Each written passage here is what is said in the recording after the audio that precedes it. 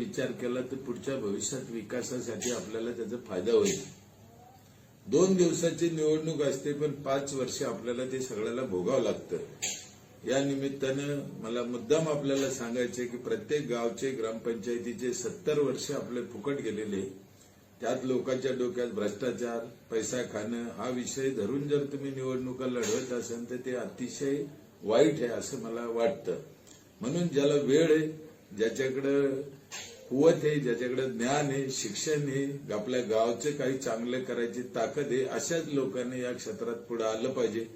हौसे गवसे नवसाने या क्षेत्रात येऊ नये आणि गावचा नाश करू नये अशी माझी सगळ्या महाराष्ट्रातील जनतेला हात जोडून कळकळीची विनंती आहे. ग्रामपंचायतचा सरपंच होणं, सदस्य होणं हे सोपं आहे पण काम करणं खूप अवघड आहे. त्याला अभ्यास पाहिजे. मी 25 वर्ष रात्रंदिवस काम करतोय, मला अर्धी ग्रामपंचायत कळली नाही. म्हणून तुम्हाला माझी विनंती आहे की ज्याला फुल टाइम द्यायचा आहे, ज्याच्याकडे सगळ्या गोष्टी आहे, सगळी ताकद आहे, करायची इच्छा आहे, समाजसेवेची आवड आहे, अशाच लोकांनी याच्यात आलं पाहिजे. इतरांनी भाऊबंदकी किंवा राग म्हणून दुसऱ्याचा राग काढायचा म्हणून या क्षेत्राची निवड करणं हे अतिशय वाईट आहे.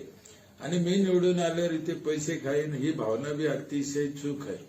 पैसा कमवायला पाहिजे माणसाने. उत्तम व्यवहारे जोडून या धन. आम्हाला तुकाराम महाराजांनी सांगितले पैसा कमवा, कमवायबद्दल काहीही नाही.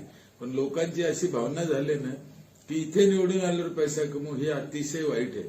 म्हणजे वाईट शब्दातच बोलायचे तर बायकोतला आणि बहिणीतला फरक ज्यांना कळत नसेल असे जर मूर्ख लोक या क्षेत्रात उतरले तर आपल्या गावचं आणि राज्याचे वाईट दिशेनं आपण चाललो हे निश्चित आहे.